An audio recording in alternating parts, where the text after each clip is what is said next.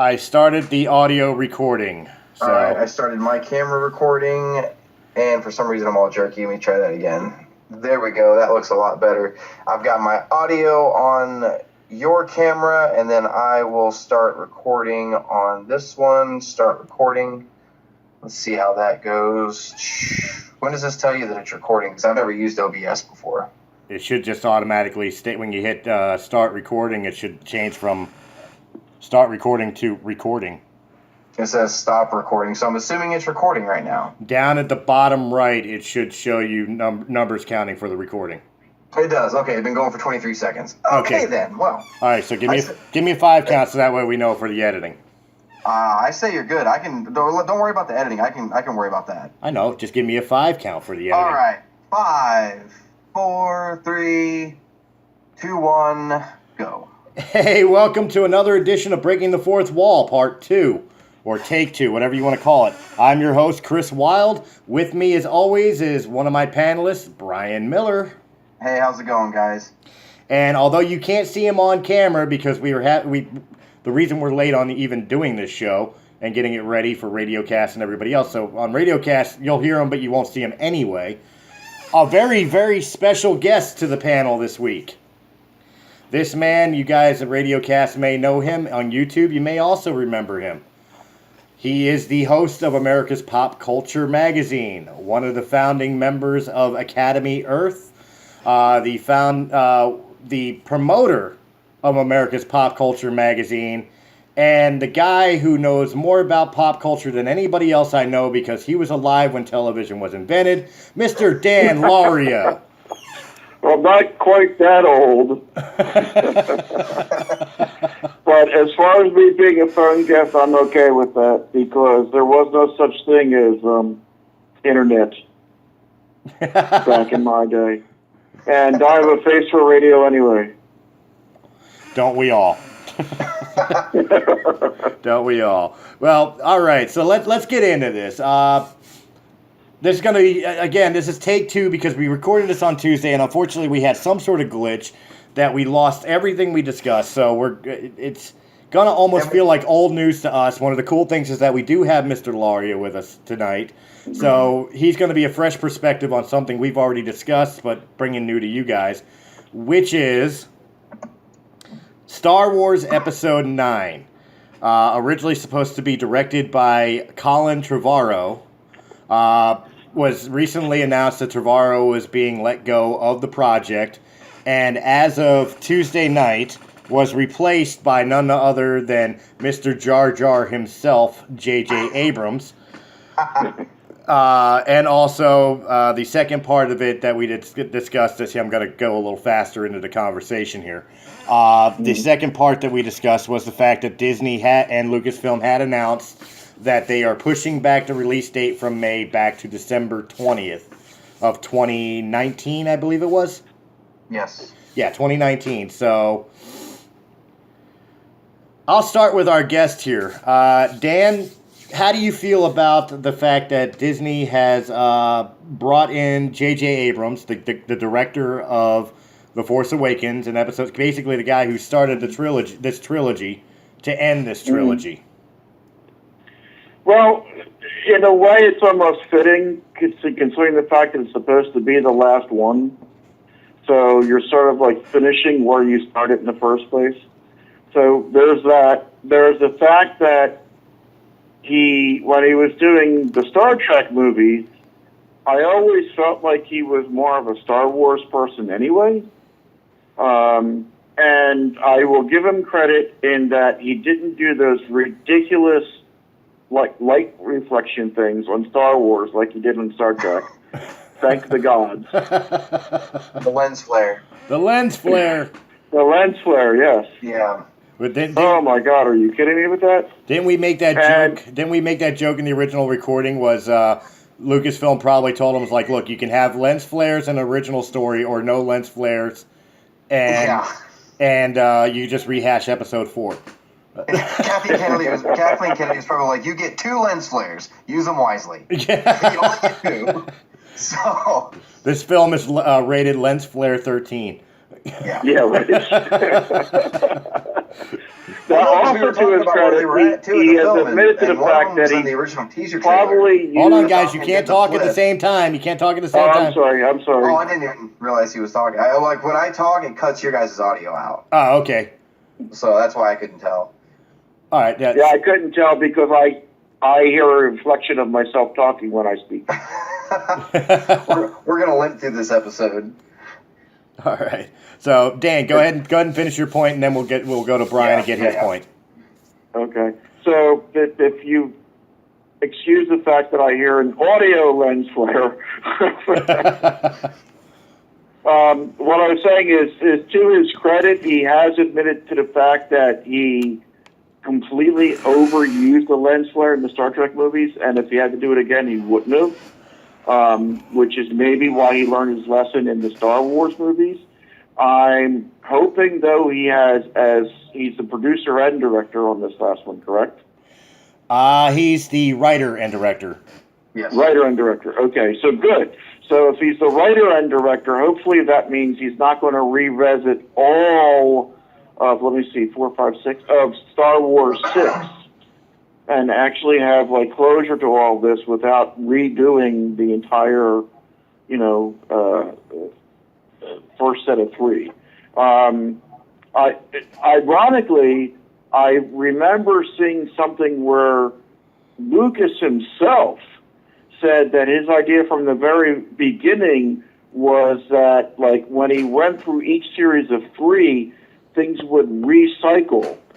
But I hope he didn't mean it for it to recycle as much as it did from 7 to, from like 4 and 7, because that was just, okay, really? It like, you might as well just have, like, covered it, because you're practically doing the same thing.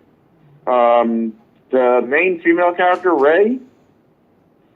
Yes.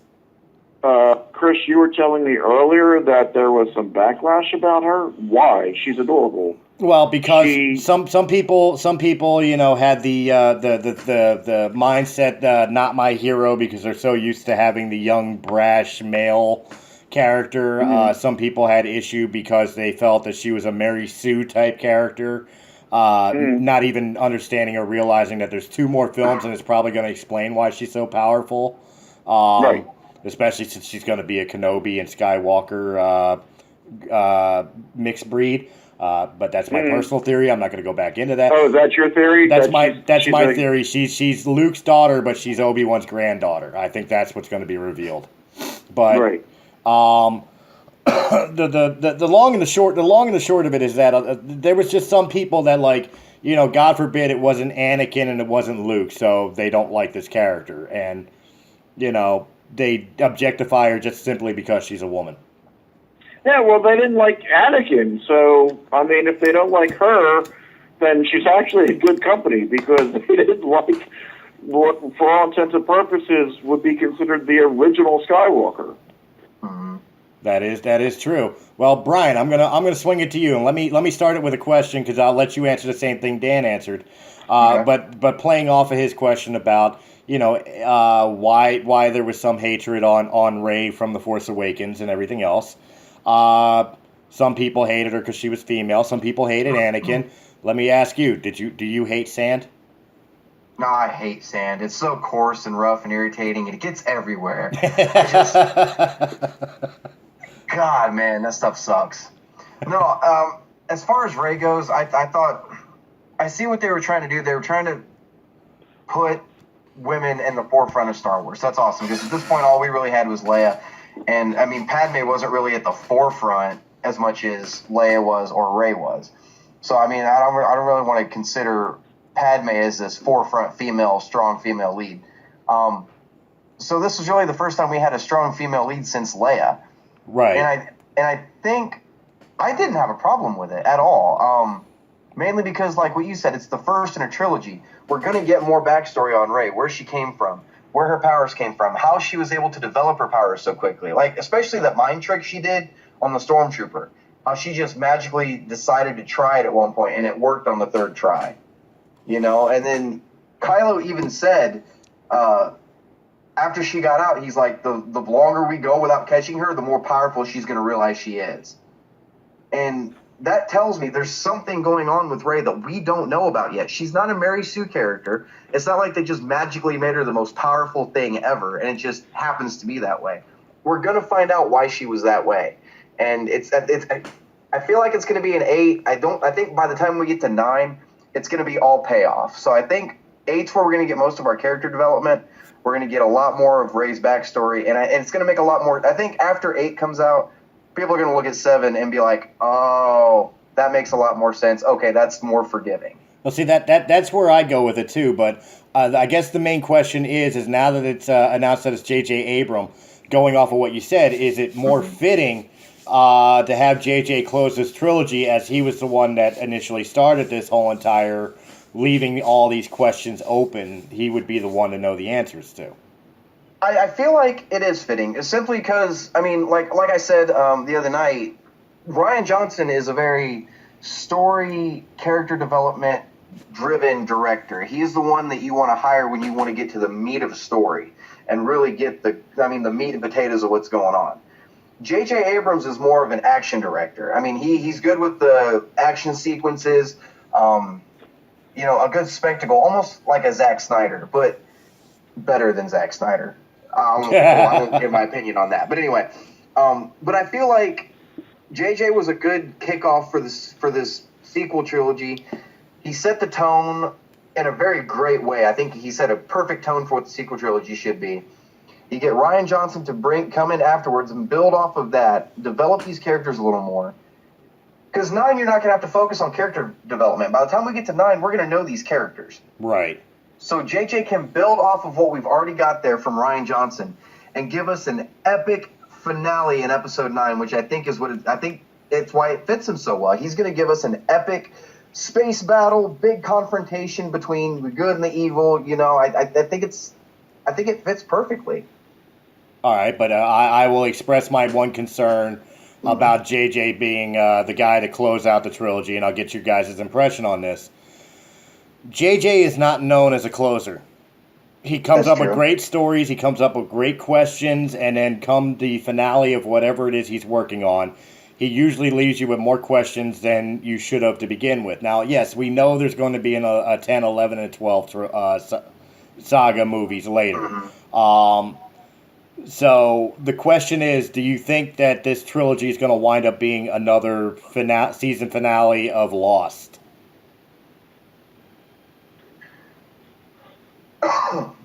Does Dan want to answer that first, or? I don't know, Dan. You want to answer? The season finale of, didn't they find out that they were actually dead? Yeah, but the ending was confusing. It was left very open ended. Like nothing was really finalized with the series ending. Right. Well, because they were all dead, so nothing really mattered in the first place. This is my great fear. So I'm going to actually answer your question by telling you what I'm afraid is going to happen. And I'm going to borrow from our experience in wrestling. When you and I were wrestlers, Chris, you remember that if no matter how good our match was, if the finish was crap, the whole match was considered crap. True. If the main event was crap, the entire show itself was considered crap. True. If JJ does not close well on this, okay, then my fear is that the entire Star Wars franchise is going to be looked at in a very bad light, okay? Because they're going to be like, okay, 4, 5, and 6 had all this promise and potential. 1, 2, 3 sucked. 7, 8, 9 sucked. And how definite is it that they're supposedly doing a 10, 11, and 12 now? It's been announced. They haven't announced a date, but it hasn't been announced. We've got some inside information about somebody who's already signed on for 10, 11, and 12. Okay, so you guys have a scoop going? We have a little bit of a scoop going. Kind of, but I don't want to run with it yet. Yeah. Well, we kind of just did. Well, yeah. But we're not But naming who. No. That opens up another can of worms, though. If your scoop is correct, and I'm going to give you credit that it is, because knowing what I know about you and the show, is that now they don't have to answer all the questions, so they probably won't. Oh God, I hope they don't do that. That people have already bitched about this trilogy enough. If they turn around and left it open ended because of 10, 11, and 12, that would turn off a lot of these fans that just I don't know the best way to put this. These fans that are just like nitpicky about every little thing under the sun. Damned if you do, damned if you don't, people. Well, let me just put it to you this way. There's a lot of people, and yes, my generation and Dan's generation are the most guilty of it, is we grew up with the original trilogy. So if it's not up to the quality of the original trilogy, it's not my Star Wars. I grew up with the original trilogy. We grew up when it came out. Well, that's just true, too, yeah. It wasn't already on VHS when we were kids, or DVD or whatever. So those types of people, they are so hell-bent, like the prequels suck, they were terrible, blah, blah, blah, blah, blah. You and I've had this conversation numerous times. I actually like the prequels. There are things I would absolutely change, and they're definitely not as good as the original trilogy. Can I just come in for a second? Yeah. You like the prequels except for Jar Jar. Can I just put that addition there? Yeah, well, I can tolerate Jar Jar a lot more than I can tolerate the dreaded midichlorian. But that was awful. Why'd you say it? I could tolerate Jar Jar more than the midichlorian because there's always been some sort of silly character in Star Wars. But all in all, the point being is that there are things in the prequels I would change, and of course the prequels are not on the same level as the original trilogy. But you're expecting lightning to strike twice. Right. The original trilogy was this masterpiece that's never going to happen again. We can enjoy Star Wars without having to expect them to create the next Empire Strikes Back. It's not going to happen. And too many people expect it to happen, and that's why they're disappointing themselves, instead of just going and enjoying a Star Wars movie. And it's especially like when they bitched about the prequels, they bitched about there was too much CGI and the acting was wooden and didn't feel real and blah, blah, blah. And now this new trilogy comes out. And now we've got more relatable characters whose acting isn't as wooden. You have practical effects out the ass. We went back to the old school way of making films, and you're still bitching. But remember, Episode 7 still has more CG shots than Episode 1 did. True. A lot of people don't realize that there was a lot more practical effects in Episode 1 than meets the eye. Most of the CGIing was Jar Jar and just like replacement of matte paintings. Right. But yeah, people complained that there wasn't enough practical effects. They gave you practical effects, and then you bitched about that. It's like there's no pleasing them. But to leave an open-ended trilogy, I don't know, Brian, am I wrong in that? If they leave the trilogy open-ended for 10, 11, and 6, is that going to alienate some Star Wars fans? I think it would, but I don't think they're going to do that. I think they've put enough emphasis behind the mystery of like who Rey is, and that's the best example I can think right now. They've put enough emphasis, behind who Snoke is. I think they realize that by the time we get to Episode 9, they're going to owe us answers. And I think they're going to wrap it up very nicely. But I still stick behind my theory, though. I think this trilogy is going to end on a really dark note, simply because the prequels ended on a dark note. The classics ended on a higher note. I think this trilogy has to end on a dark note. With maybe Rey going to the dark side. I don't want to jump on any bandwagons, but just saying maybe Rey going to the dark side, or, Luke dying, or just some kind of big event that happens that just casts everything into darkness again, so that it does kind of leave it open-ended, but not to the point where we're losing our minds and we're pissed off, but to the point where when we find out, hey, episode 10 comes out in 2 years, then we start getting really excited for 10. Like, how are they going to play that off? That happened in 9. How are they going to do that? What's going to happen with these people? I think they're going to leave it open-ended enough to where they can do 9, 10, and 11, or 10, 11, and 12, and have them still relate back to the trilogy they're doing now. But I think they're going to wrap it up enough where even if they never did 10, 11, and 12, we'd be okay with where it ended. All right.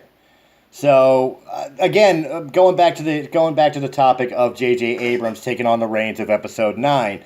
I know, Brian, you had expressed that you would have preferred that Rian Johnson finish out the trilogy, even though again we haven't even seen The Last Jedi, and he could. It's not looking like it, but he could totally blow The Last Jedi. So that's true. The only thing we do know is J.J. Abrams created the second highest grossing film of all time in The Force Awakens.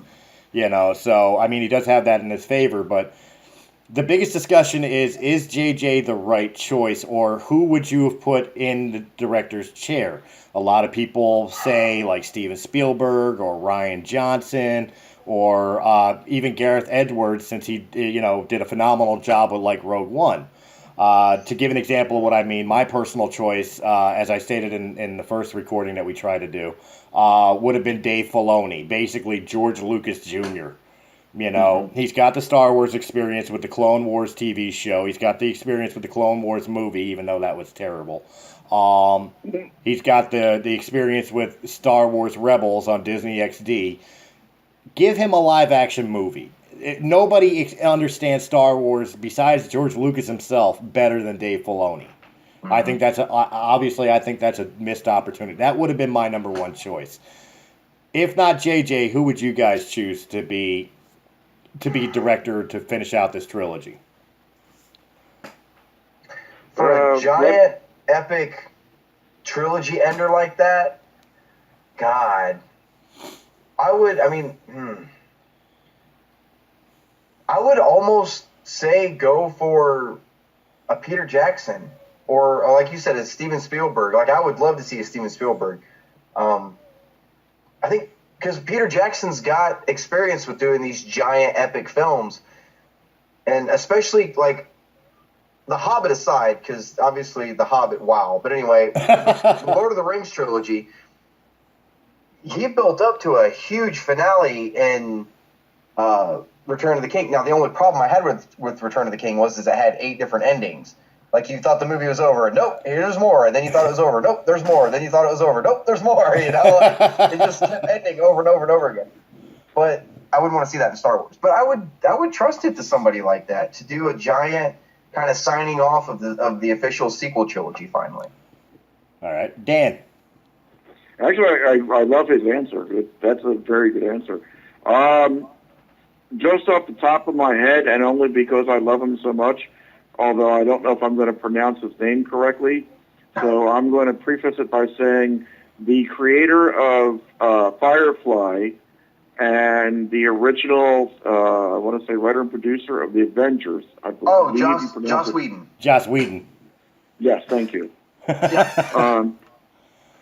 The reason being is because in both of those ventures, Firefly and The Avengers, he made sure that he created an identity for the characters that the person watching could actually identify with.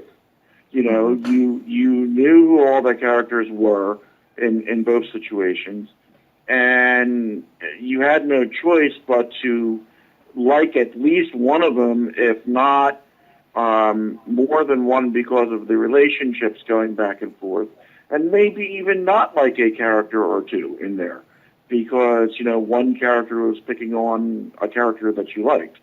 I think that would have been perfect for what's going on in Star Wars, because you don't know who Rey is. Everybody has their theories, and I've been keeping track on all of them, and I love the one about her being a Kenobi Skywalker. You know, I think that would actually knock it out of the park if that were true, because that would answer all of those questions. How did she have so much innate power and just, like, do a lot of things on instinct, and other things she just kept on trying until she got it right. If she's a Kenobi Skywalker, that answers those questions. And Whedon would be able to, create that tapestry, if you will. That would be my choice. But I do like the Peter Jackson one also. So the other gentleman, I don't know if I'm familiar with him, but I am familiar with his work. You're talking about the clone cartoons, right? Yes. The ones that were on, yeah. I've seen some of them. It's actually pretty good stuff. So based on that little bit of knowledge, I could actually understand where you would come from that, and understand why, if he knows Star Wars almost as well as Lucas, then that would be a very logical choice also. Well, he was mentored by George Lucas. Yeah. When he was brought in, Lucas took him under wing. And so that's why I say, like, he's George Lucas Jr. Yeah. If I could just make one comment outside of the question that you're asking, but in the theme of the night in general. Okay. I put a lot of thought into why people love Star Trek and Star Wars so much. And Chris and you and I specifically, I've never actually met Brian, but it sounds like Brian knows his Star Wars very well too, so I'll include him in well, Brian is the keeper of canon. He has a show not only on Realm of the Mist, but called Star Wars Canon Library. He keeps up with, he knows more about Star Wars than I can even dream of. Let's put it, I learned shit talking to him. Was he part of the conversation when you guys were talking about the meanings of the saber colors? Yes. Ah, okay. Okay. The good looking hick. Yes, that's him. Yeah. Well, no, that was a fascinating conversation because in Academy Earth, like as you know, Chris, all of the colors actually mean something, and there's a deep meaning to why a person picks a color. So when you guys were talking about all the different meanings for the what the lightsaber colors meanings, I'm like, yes, I can actually get into this. But going back to my point, in Star Trek, one of the biggest things that was liked about the original series is that you had Kirk, who was sort of like, the person that you identified with. And then you had, and I forget which one's which. I think it's Spock was the id and McCoy was the ego or something like that. But to put it in other terms, Spock was the devil and McCoy was the angel that sat on either shoulder of Kirk, and then Kirk had to make the decision based on that. Well, what's going on in Star Wars? In Star Wars, you have the light and the darkness, and you have this fight between the light and the darkness. Now, I don't know if you guys mentioned this in your original or mentioned this in past episodes, but there's this thing going on YouTube about the Star Wars theories that Star Wars is going to wind up being, besides there being a light and a dark, there's also a gray, a middle ground. Oh, here we go. There's no such thing as a gray Jedi. It's an oxymoron. It's a contradiction of terms. You cannot be a vegetarian who likes meat. Did I just open up a can of worms here? Oh, the gray Jedi theory pisses me off. A light side who dabbles in the dark side. It's just the dark side corrupts. Hey, then why was Luke walking into Jabba's palace, force choking Gamorrean guards? Because he was playing with the dark side until he chose to go light. He was turning dark. That's why he was wearing a dark outfit. He was originally scripted that he was supposed to pick up Vader's mask, put it on, and say, "Now I'm Darth Vader," at the end of the movie. Originally scripted, he was supposed to turn dark at the end of Jedi. That's true. Which is also the reason why the movie was freaking called Revenge of the Jedi. At first, yeah. Up until almost release date. Luke was supposed to turn dark. He was letting emotion get the better of him until he got that epiphany, his coming to Jesus moment, fighting Vader, cutting off his hand, seeing the robotic hand, and realizing, hey, I've got a robotic hand too. Wait, remember that cave fight in Empire where I cut off Vader's head and saw my own face? I better not do this. You know what I mean? He was never gray. He was heading down the road to the dark side until he had something snap him back out of it. Mm-hmm. You know, the gray Jedi is supposedly somebody who could do good things with evil powers. Well, what? Okay, so riddle me this, Batman. Okay, like I'm listening. in every Star Wars video game ever, like Knights of the Old Republic. You talk about Knights of the Old Republic all the time, right? No, that would have been our other co-host. Oh, okay. I talk about unless you're talking about the old school Knights of the Old Republic, the non-MMORPG. Yeah. That's what I'm talking about. Okay, the one with okay. That one, you use dark side and light side powers, no matter where you were at on the spectrum. It came to a point where you had to start upgrading dark side powers because your light side powers were fully upgraded. Your character knew those powers. Now, granted, your character at the time had been a Sith Lord and then went Jedi, but I mean, still, even in the second one, your character had both. Okay. Now let me just end this argument with the way I always end this argument by using your buddy, your contact buddy, the keeper of canon himself, Pablo Hidalgo, has gotten sick and tired of this gray Jedi theory and has blatantly put it out there for the world to see. There is no such thing as a gray Jedi. You're correct. It does not exist. You're right. He did say that. Now, that's not to say, that and I've said it before, that's not to say there's not untrained Force users that may walk the line between light and dark because they've never formally been trained. You know what I mean? Like, very neutral because they've never been seduced by the Sith or the dark side users, nor have they been taught to resist the temptation by the Jedi. You know, that Maz Kanata is a perfect example. You know, she knows the Force, but she's not a Jedi. And there was a deleted scene where she uses the Force to collapse the cave to block the First Order stormtroopers from entering into that basement of her castle. Well, also look at, Chirrut from Rogue One. Oh, yeah, I mean, he wasn't a Jedi, but he worshipped the Force. I mean, that was essentially the essence that he worshipped. He believed in it. He had faith in it. And obviously he used it at a couple points. I mean, no blind guy can move like that without the Force. So he was using the Force. It's just wasn't a Jedi. Right. I think he was Force sensitive. He was just never formally trained. Right. You know, he like Rey is at the moment, he was just raw talent. Right. You know what I mean? But he chose more servitude as a monk, where Rey is starting to discover her powers as basically a knight, as a fighter.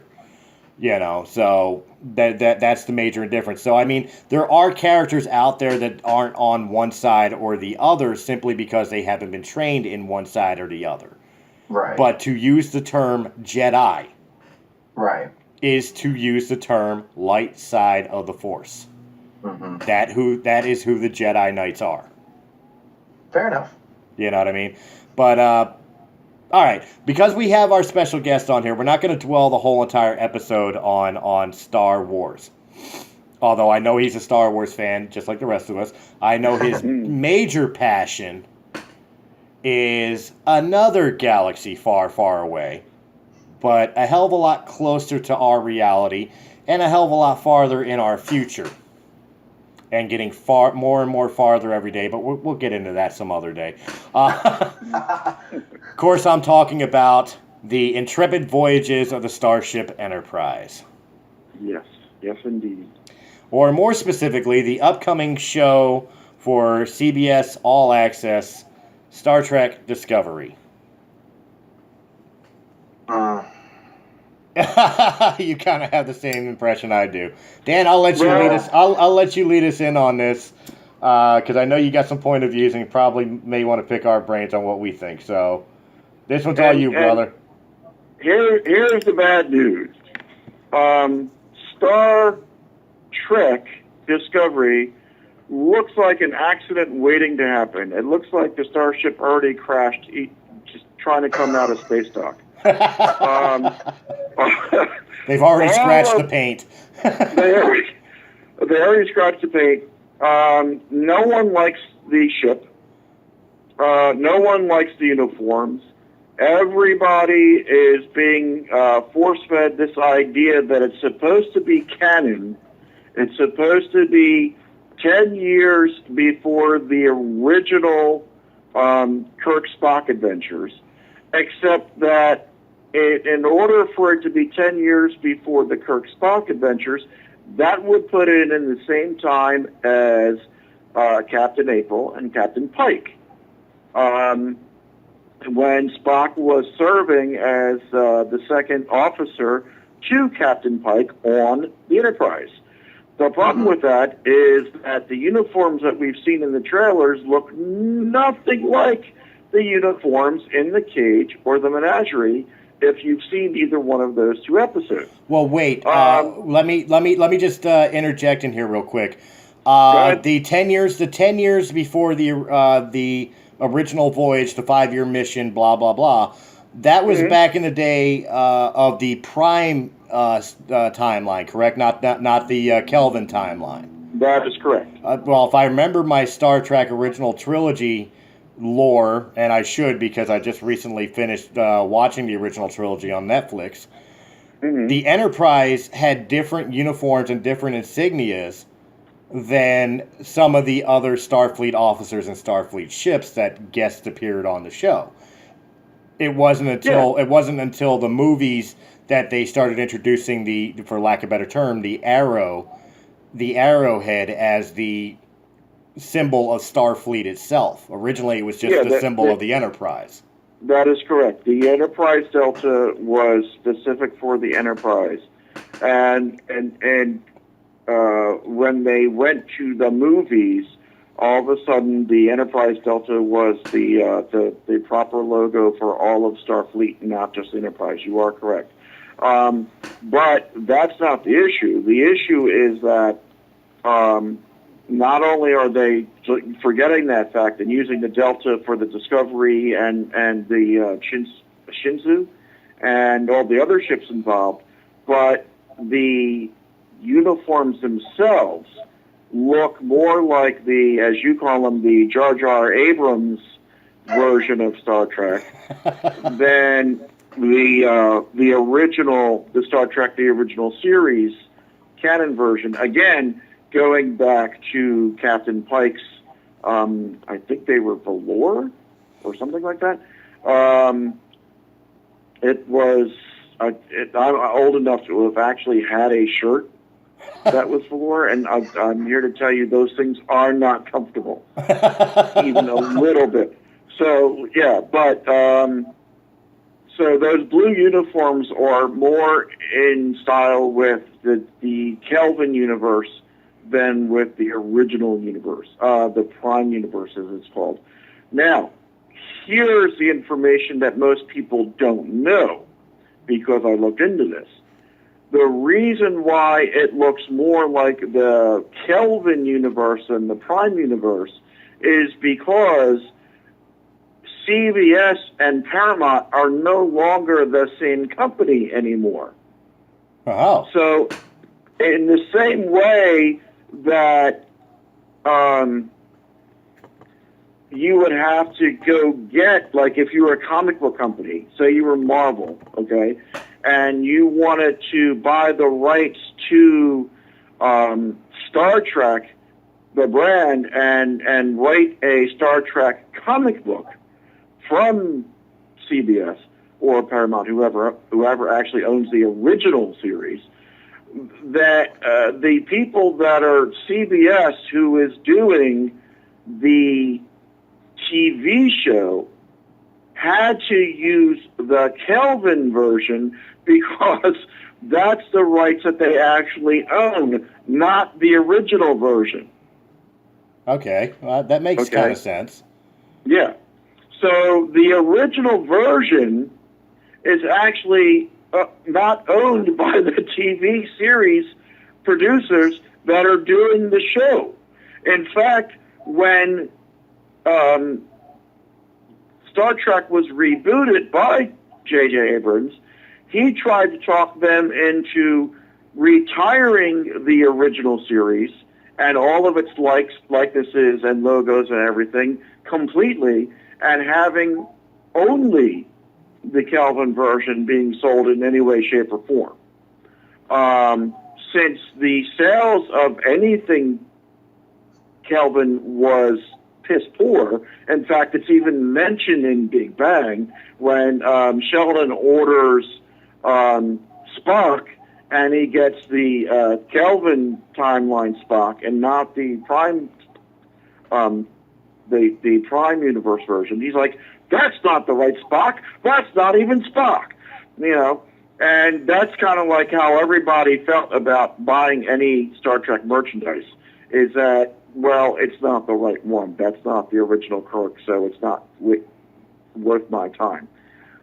Are either one of you familiar with the new TV show, The Orville?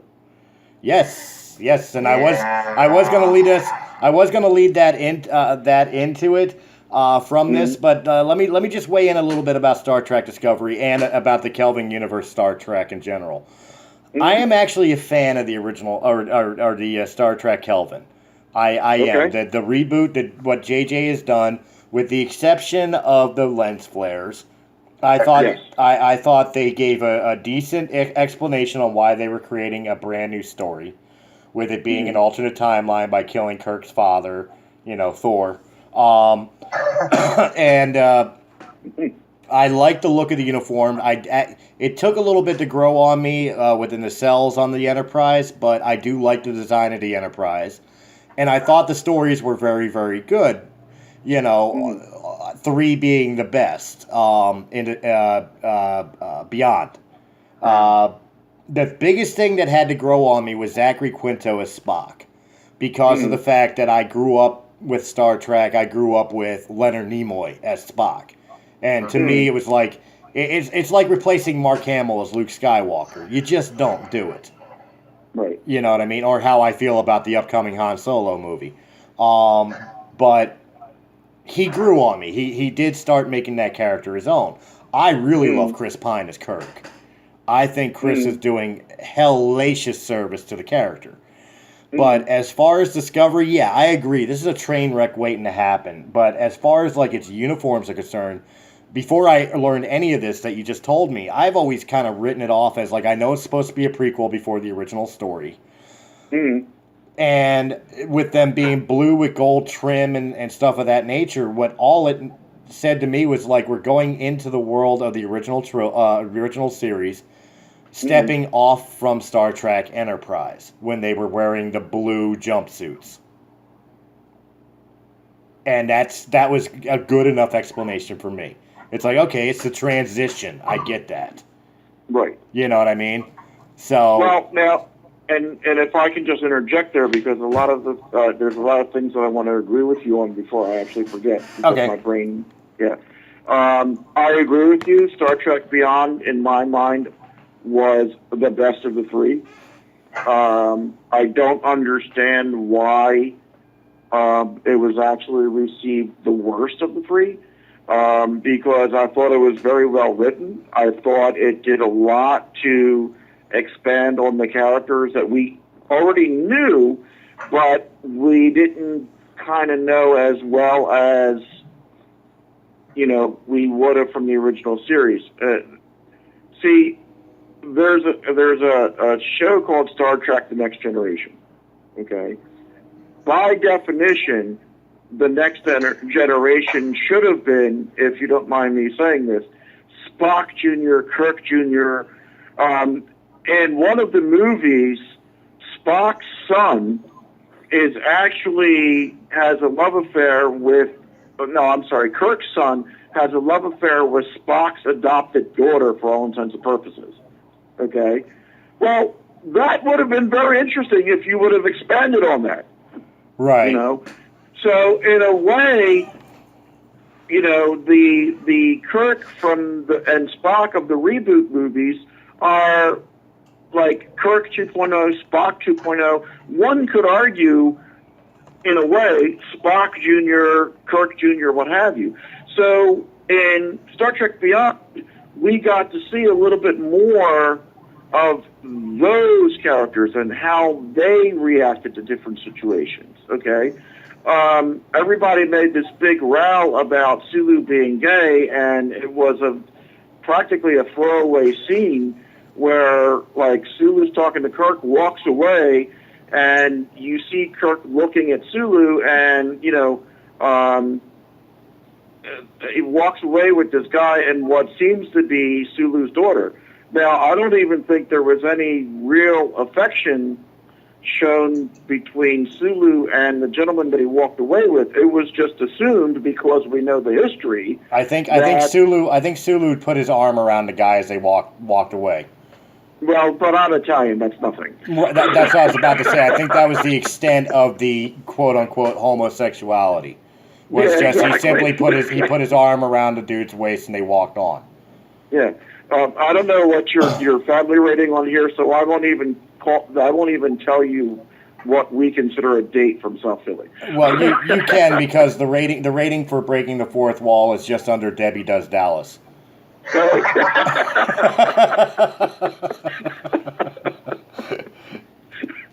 There is a warning at the beginning of Breaking the Fourth Wall on Radiocast FM. If you are still listening to this and you get offended, you should have paid attention to the warning. Sure. All right, then I'll put it to you this way: all the action that the original Kirk got in the original series, would have been considered a typical day at the office for the South Philly Italian. Yeah, South Philly Italians definitely spend a lot of time with some green women. Exactly. Well, before we move on to the Orville, Brian, you have anything to weigh in on Star Trek, and especially Star Trek, the upcoming Star Trek Discovery?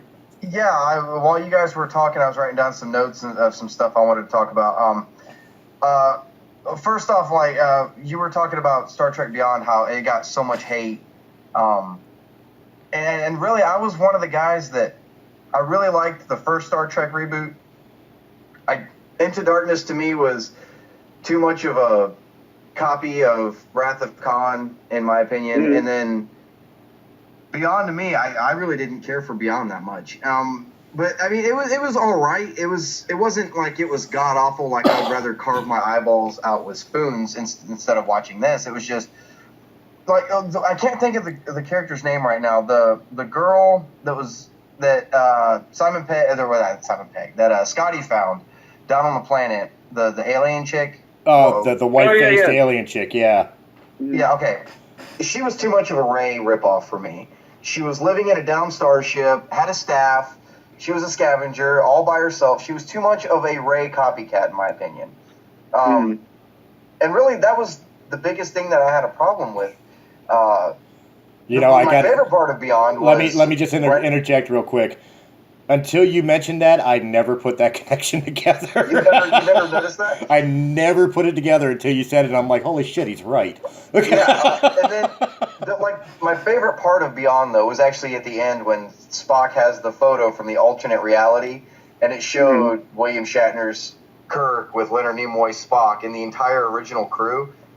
That was one of those moments where I was just like, oh, God, that's really cool. Oh, God, that's so cool that he has that. Got it from, what was left of the original Spock's belongings.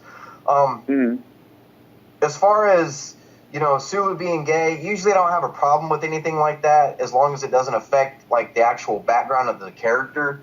But in the original timeline, Sulu's daughter was serving on the Enterprise B. Yes. So at some point he had to have had a daughter. But they never said she was a biological daughter. She could have been adopted. That's true too. That's true. But she did look a hell of a lot like him. Oh, of course.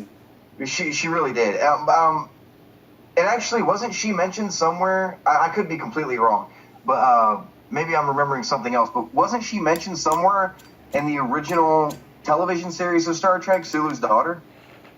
That would be that would be your expertise there, Dan. She was not mentioned in the original series. However, she has been mentioned quite a bit in the fan films like Star Trek Continues and Star Trek The New Voyages. Because by that time, according to the fan films, who have literally done the math, Kirk's son and Sulu's daughter would have already been born. So they are mentioned in those. So if you've ever seen any of those, that's where you would be getting that. Well, let me ask you this before the fan films and everything else was she ever mentioned maybe in like some of the old school comic books or the novels that kind of told more stories? In the novels, they do a whole thing on Sulu's daughter. In the novel, Sulu's daughter actually eventually becomes the first officer to Captain Harriman, and then when he retires, she becomes the captain of the Enterprise B. Okay. I must be thinking of something different then, because I could have sworn I thought she was, but I'm not a Star Trek fan like I am. I'm a Star Trek buff like I am a Star Wars buff. Right. Which I feign ignorance on that. I really do. I admit it. But as far as between the three of us, I think we have Star Trek and Star Wars pretty well covered. Yeah, we do. As far as I've seen all the movies, and I've seen the original series, all 3 seasons. That I've actually watched the animated series of the original, and then I watched all of Next Generation. I really like Next Generation, and I've seen all the films. But I've never sat down and read all the books and went into the actual other canon of it like I do Star Wars. But like, as far as the Discovery show goes, from what I've seen so far, it's Star Wars. It looks like Star Wars. It feels like Star Wars. It's coming at a time when Star Wars is big again. Because, I mean, you have to admit, like, every Star Trek fan has to admit, Star Trek fans are beginning to die off. You don't hear from them as much as you do Star Wars fans anymore. I mean, at least I don't. I mean, I'm sure there's communities out there Star Trek conventions and stuff like they do Star Wars. It's just I don't follow them that closely, but you don't really hear a lot from Star Trek fans anymore, hardcore ones. And this show seems like it's coming at a time when Star Wars is making a resurgence, and it's starting to look like Star Wars, and it's starting to sound like Star Wars. And I mean, even like one of the trailers for Star Trek Discovery, the captain was on a planet, and she looked like she was dressed identically to Rey on Jakku. I mean, the goggles were there, the show. I mean, everything looked identical, and I don't know. It just looks like Star Wars to me. Well, and here's the problem with Star Trek in general. And you're right in a lot of your assumptions. First of all, if you ask most Star Trek fans who have seen all of the Star Treks, and I'll use myself as an example. I'm old enough to have seen the original Star Trek, original broadcast airing of the original Star Trek. Okay? And to me, every Star Trek since the original has been a little bit worse. And I know that might offend a lot of Star Trek Next Generation people, and I mean no offense to anybody from the Next Generation or anybody who liked the Next Generation. If it wasn't from the Rita Sirtis, I wouldn't be having this conversation with you guys right now in the first place. I can tell that story another time. But because the original series came in the 60s when there was a lot of strife, a lot of racial tension, a lot of things where back in the 60s we weren't sure if we were going to make it into space because we weren't sure if the world, the human race was going to make it. Star Trek gave everybody hope, okay? To borrow from Star Wars, Captain Kirk was our only hope. And not Obi-Wan Kenobi, but it was Captain Kirk for us. And every single Star Trek after that seems to have lost that original message even more so than the show before that. Star Trek Next Generation, Picard kept on referring to the time of Kirk and Spock as cowboy diplomacy. I'm sorry, but Picard never had raging Klingons that, trying to shoot him down at every possibility. Picard had friendly Klingons who, at that point, were our allies, not our fiercest enemies. So he had no idea of what it was like to have to deal with them as enemies on a regular basis. Sisko had to deal with the Dominion, yes, but if you ever watched Star Trek Deep Space Nine, those people, when they first got to the space station, did not like each other even a little bit. Okay, so where was that Brotherhood of Man thing that you got in the original Star Trek? Star Trek Voyager was a complete ripoff of Lost in Space, and if anybody ever saw the first season of Lost in Space, it was actually pretty good. The second and third season was a little bit, and that was and Voyager was just a ripoff of that. And I don't know what the hell Enterprise was supposed to be about. Okay, because if people haven't learned from Star Trek and Star Wars, prequels just do not work, because there's no way to tell a story when you can't do anything to the main characters. And didn't William Shatner show up on Enterprise not as Captain Kirk? What's that? Didn't William Shatner show up on the show Enterprise as an ambassador or something, and it wasn't Captain Kirk? No, actually, Brent Spiner showed up. The guy who played Data showed up on Enterprise, but not as Data. That's what I'm thinking of. Yeah. Well, he showed up as his human grandfather or something. I know he wasn't Dr. Noonien Soong, but I think he was related to Dr. Noonien Soong, who was the guy who created Data in the first place. Mm-hmm. So yeah, there was that. But that actually answered one of the questions: is why was Dr. Noonien Soong's name so close to Khan Noonien Soong, or as most people refer to him as the guy from the Wrath of Khan. And don't even get me started on how Khan was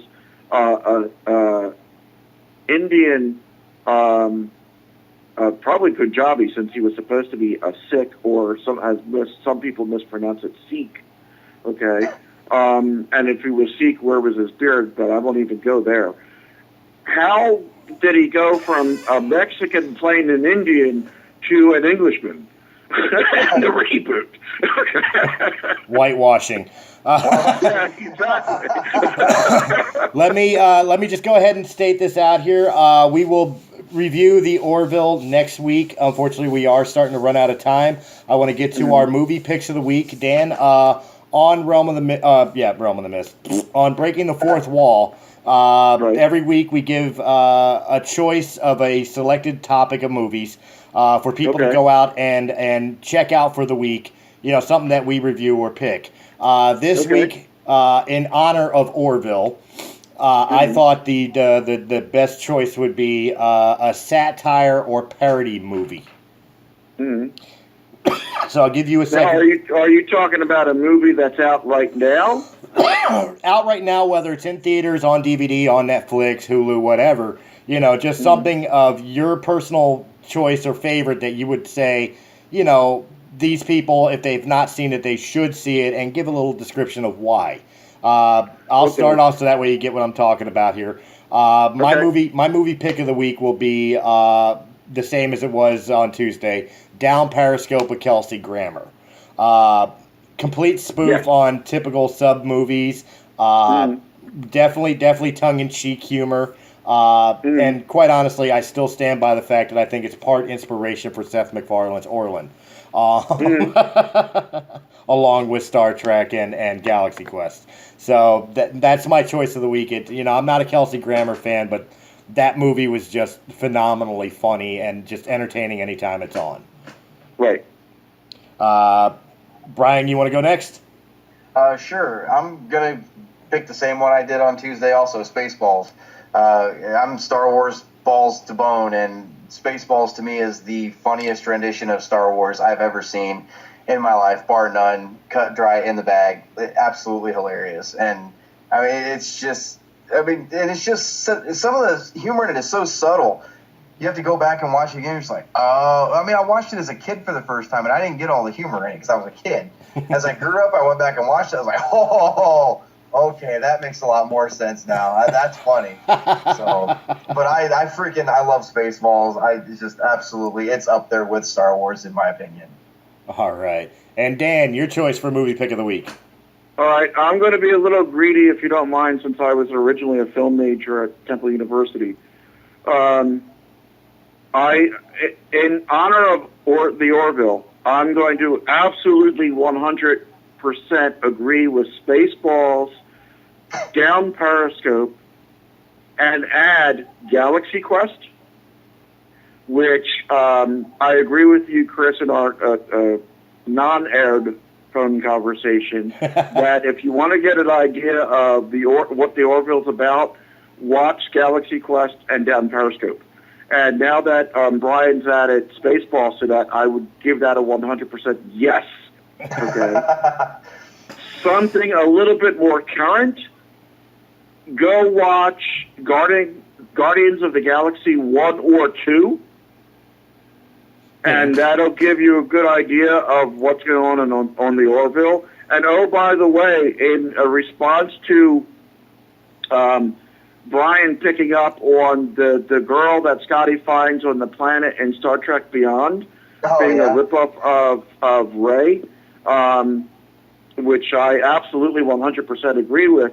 I'm surprised neither one of you picked up on the fact that they started blaring music when the starship took off as a complete ripoff of Guardians of the Galaxy. Oh, no, he's right. All right, we got to turn in our geek card this week. There's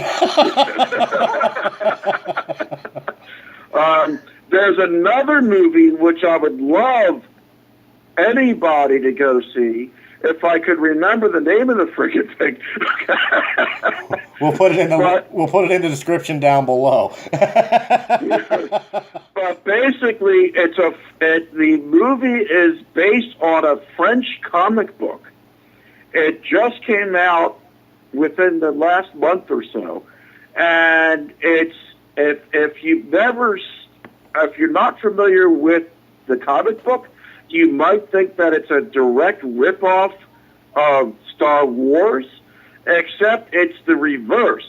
Lucas actually got a lot of his ideas for Star Wars from this movie. Well, from the actual comic book the movie's based on.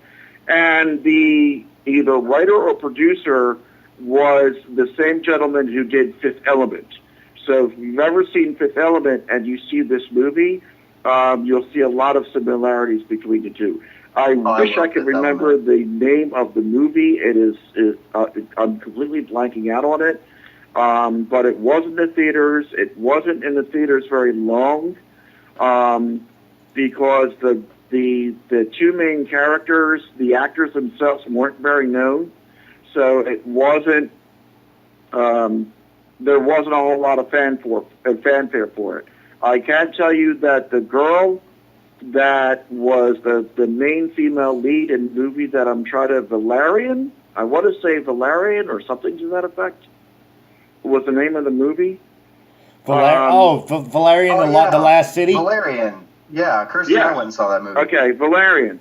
The main female lead was also in the girl, I think she played the witch in Suicide Squad. She was supposed to be part of the Suicide Squad, but she went rogue on them. Right, okay. Mm-hmm. Yeah. But yeah, Valerian. So that would be my other choice. And only because in the same vein as Spaceballs Down Periscope, Galaxy Quest, and Guardians of the Galaxy 1 or 2 to get an idea of the Orville. Valerian gives you an idea of where Lucas got a lot of his ideas for Star Wars, in the same way that Star Trek is a lot of the inspiration for the Orville. I mean, if you watch the Orville and don't think of classic Trek, then you've probably never seen The Trouble with Tribbles. Brian. Because anybody that's having a problem with the Orville being both funny and dramatic at the same time, I refer to The Trouble with Tribbles. There you go. Brian, where can they find you if they want to get in contact with you? You guys can find me right here on Breaking the Fourth Wall, War of the Stars, as well as my own channel, the Star Wars Canon Library. Make sure to check out www.starwarscanonlibrary.com for all of your Star Wars canon timeline needs. All right. And Dan, where can they find you if they want to contact you? Well, if they want to contact me, and I'm actually paying attention, probably the best way to do it is Facebook. Facebook Dan Laria. I'm not the guy from the Wonder Years. I'm the guy from America's Pop Culture Magazine. Completely different show. I'm also co-hosting Behind the Scenes right now with Joey Mass. Google Joey Mass. Behind the Scenes will show up because I don't remember the .com address right now. Isn't that on iHeartRadio? Yes, on iHeart. Yes, find them, but you can find them on iHeartRadio. Very good. So you know more about the show than I do. I was paying attention. It happens on rare occasion. And if we can figure out another day for you to do Breaking the Fourth Wall, other than a Tuesday, I hope to be joining you more often also. There you go. You're definitely welcome back. I know we were talking next week of doing a show dedicated to Mel Brooks, very simply because it's Mel Brooks. Right. But you can find me on anything realmofthemist.com, Realm of the Mist on YouTube, of course, Breaking the Fourth Wall, and Star Wars Canon Library on rare occasion when he has special guests. Journal of the Jedi, which will be coming out soon with our next episode. So many other great shows on Realm of the Mist. Make sure you're hitting that subscribe button, telling your buddies about it. Hit like on this video. Leave a comment down below. We'd love to know your opinions. What do you think of Star Trek Discovery? What do you think of Star Wars Episode 9 and J.J. Abrams? And of course, you can find me right here on RadioCastFM.com every Monday, raising the underground, taking that rock and metal and shoving it straight up your no-no holes. So make sure you guys are coming in and hanging out with me 9 to 11 p.m. Eastern Standard Time every Monday. Stay tuned because right after Breaking the Fourth Wall here on RadioCast FM is a replay of That Trans Geek Girl with a special guest, one of the co-creators of Dungeons and Dragons. So stay tuned. You're gonna love it. Guys, thank you very much for joining us today, and we will catch you next week on Breaking the Fourth Wall. Have a good one.